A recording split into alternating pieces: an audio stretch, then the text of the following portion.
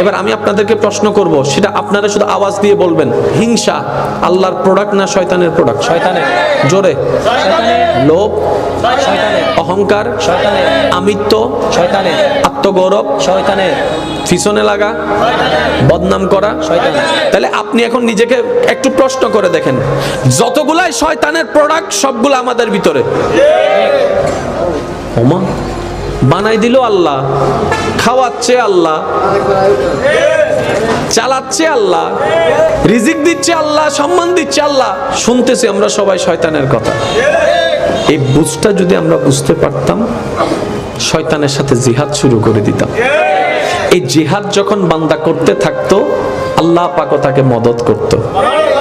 এই বান্দা কবরে যখন যেত, কবরও তাকে স্বাগতম জানাতো যে আল্লাহর একজন প্রেমিক আসতেছে আমার কাছে। যেদিন আপনি এই জায়গায় হয়ে যাবেন, এখন অনেকের কবরের কথা চিন্তা করলে হাত পা ঠান্ডা হয়ে যায়, হয় না? এরকম অনেকের আছে না? মৃত্যুর কথা চিন্তা করলে কেমন জানি সবকিছু আউলা জাউলা হয়ে যায়। সেদিন আপনি বুক ফুলাই বলতে পারবেন, বুকের মধ্যে হাত রেখে, ভাই আজরাইল আসো। একটু জোরে বলেন না, আজরাইল তুমি আসো, আমি যাওয়ার জন্য প্রস্তুত। জগৎ প্রশ্ন করবে, সবাই তো মৃত্যুকে ভয় পায়, কবরকে ভয় পায়, অন্ধকারকে ভয় পায়, আপনি এত সাহস কনফিডেন্সের সাথে বলছেন কিভাবে? সেদিন আপনি বলতে পারবেন, আমি সম্পর্কটা দুনিয়ার সাথে রাখি নাই, দুনিয়ার খালেকের সাথে রেখেছি। বলেন সুবহানাল্লাহ। আর যার সাথে আল্লাহর সম্পর্কটা হয়ে যায়, কবরের কি সাহস তাকে ভয় দেখাবে, অন্ধকারের কি সাহস তাকে ভয় দেখাবে, আগুনের কি সাহস তাকে জ্বালাবে, আজরাইলের কি সাহস তাকে কষ্ট দিবে। তাহলে আপনার আমার একটাই টার্গেট হওয়া দরকার ছিল, আল্লাহকে রাজি করা।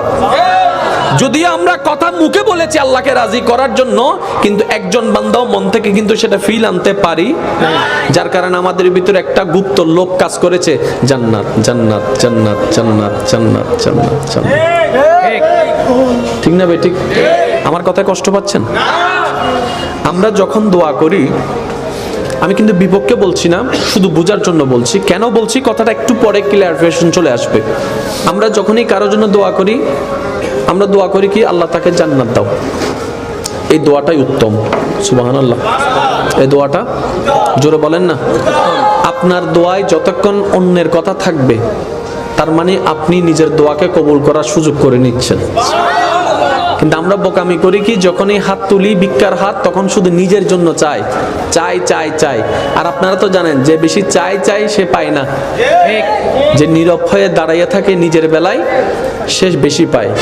যে বন্টন করে, নিয়ম হচ্ছে বন্টন করার 10 জন মিলে বসেছেন, খাবার বন্টন করবে যে কোনো একজনে, নিয়ম কি, যে বন্টন করবে সে সবাইকে আগে দিবে, পরে সে নিবে। কিন্তু আপনি আমি করি কি উল্টা, নিজে আগে নিই, তারপরে কি করি, বন্টন করি। এখন আপনি মনে মনে ফিল করছেন, ভাবছেন যেটা সবচেয়ে বড়, ওটা তো আমি নিয়ে ফেলছি, রানটা তো আমি নিয়ে ফেলছি। আল্লাহ পাক বলে, তুমি একটা রান নাও নাই, 10টা রান হারাইছো। 10টা রান আল্লাহ আমি কেমনে হারাইলাম? আমি বিধান করে দিলাম কি, তুমি 10 জনকে দাও, বাকি থাকলে তুমি নাও। আর একটু জোরে বলেন না। এবার একটু খেয়াল করবেন, আমরা যখন অন্যের জন্য দোয়া করি, আমরা কি দোয়া করি, আল্লাহ তাকে জান্নাত দাও। এটা অবশ্যই উত্তম দোয়া, ঠিক না? নিজের জন্য কি আমরা জান্নাত চাই? চাইতে পারি? কারণ আমরা তো এখনো মরি। আমরা মনে করি কি মরলেই জান্নাত চাইতে হবে, সেটা অন্য কেউ চাইবে, নিজেরটা না। নিজের জন্য সব সময় যতগুলো দোয়া করেছেন, কখনো কি একটাবার বলেছেন, আল্লাহ আমি পাপী বান্দা, তোমাকে রাজি করার কোনো ক্যাপাসিটি আমার কাছে নাই, কোয়ালিটি আমার কাছে নাই। আবার তুমি যদি রাজি না হও, আমার জন্য ভবিষ্যৎ বড় কঠিন হয়ে যাবে। আল্লাহ তুমি দয়া করে আমার গুনাহ মাফ করো, আমার উপর একটু রাজি হয়ে যাও। এই দোয়াটা এখনো করতে পেরেছি আমরা? আমরা এই দোয়াটা কখনো করতে পারি? অথচ আপনার এই একটা দোয়া 1000 দোয়ার সমাধান হয়ে যাবে। আর একটু জোরে বলেন।